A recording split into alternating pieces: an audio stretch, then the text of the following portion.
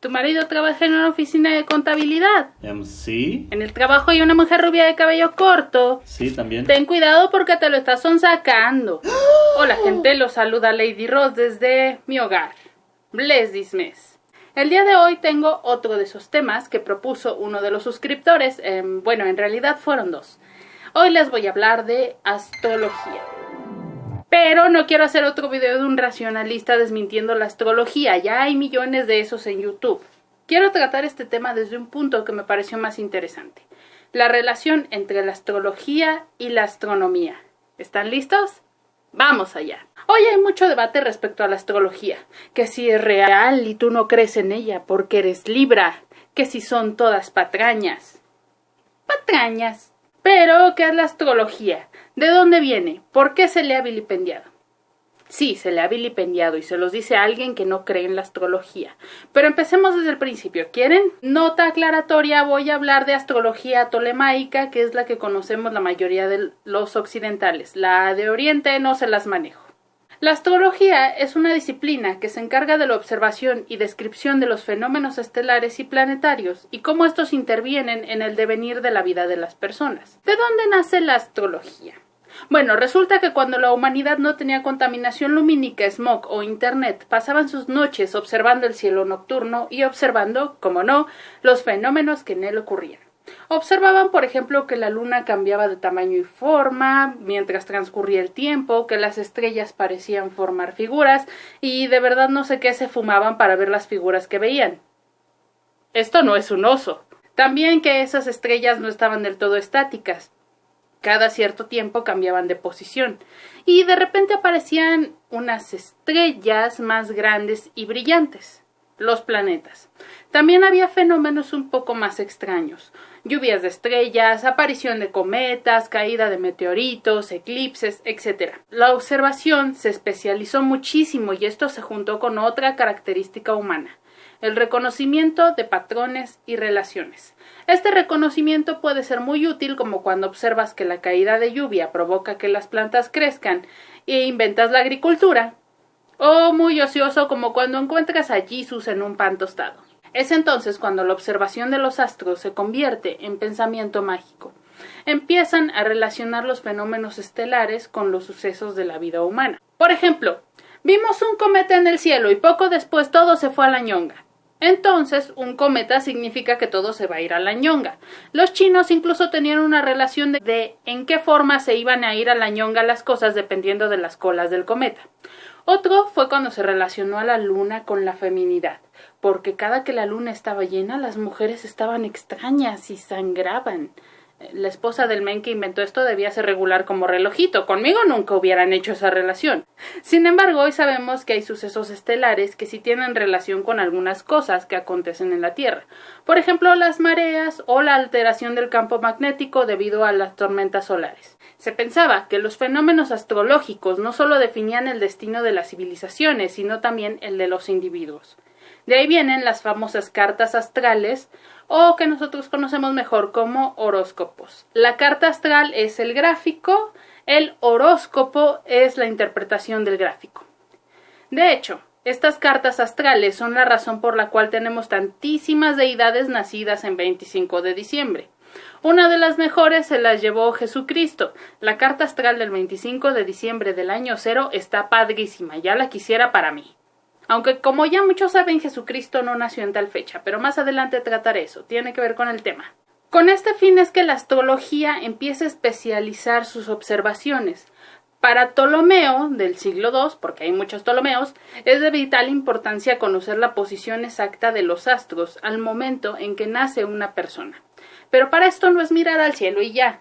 Se requiere un montón de conocimiento en geografía, primero porque los astros varían de posición según la parte del mundo donde nos encontremos, y aún con este conocimiento geográfico no se obtenían mediciones exactas, porque se creía que los planetas, las estrellas y el Sol se movían en círculos perfectos respecto a la Tierra, lo que nosotros conocemos como el modelo geocéntrico tolemaico.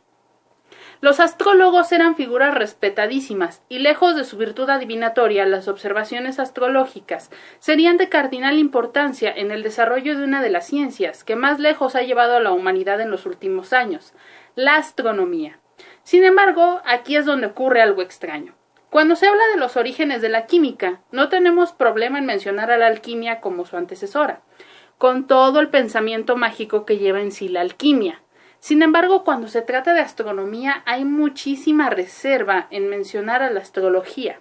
Hay quienes tratan a ambos como cosas totalmente enemistadas. ¿Qué pasó aquí? Pues muchas cosas, pero las principales fueron tres. La primera ruptura ocurre en el Renacimiento, que es cuando la astrología y la astronomía se separan. Varios sucesos contribuyen. Copérnico propone un nuevo modelo, el heliocéntrico, que este modelo es confirmado por las observaciones de Galileo, quien fabrica su telescopio. Este telescopio es perfeccionado por Christian Huygens. Los telescopios permiten una observación más precisa, pero el verdadero suceso que separa la astrología de la astronomía viene de un lugar un poco más inesperado. Tycho Brahe era un astrólogo y tenía un chingo de dinero. Con ese dinero se montó un observatorio mamalón. Tenía una biblioteca sobre cuestiones astrológicas enorme. Él lo usaba para hacer horóscopos para la familia real. Pero sucede que ese observatorio atrajo la atención de un señorito de nombre Johannes Kepler. Cuando Brahe muere, le hereda su biblioteca a Kepler, convencido de que pudo hacer algo más con todo el conocimiento a su alcance. Kepler también empezó haciendo horóscopos con sus observaciones. Y él creía firmemente en dos cosas: que Dios era el gran geómatra que daba armonía al movimiento planetario, y en la música de las esferas. Esta última teoría decía que el movimiento del universo estaba regido por proporciones matemáticas armónicas, al igual que la música. Pero entonces, Kepler hace una observación interesante sobre el movimiento planetario que lo lleva a dejar de creer en estas dos cosas. Descubre que las órbitas son elípticas. Entonces empezamos a diferenciar la observación de los astros con fines mágicos de aquella que es con fines científicos. La segunda ruptura ocurre cuando el método científico empieza a estructurarse. Todo lo que puede comprobarse por medio de este método pasa al lado de las ciencias. Fue el caso de la astronomía. La astrología no puede comprobarse con el método científico. Por lo tanto, pasa a ser parte del pensamiento mágico.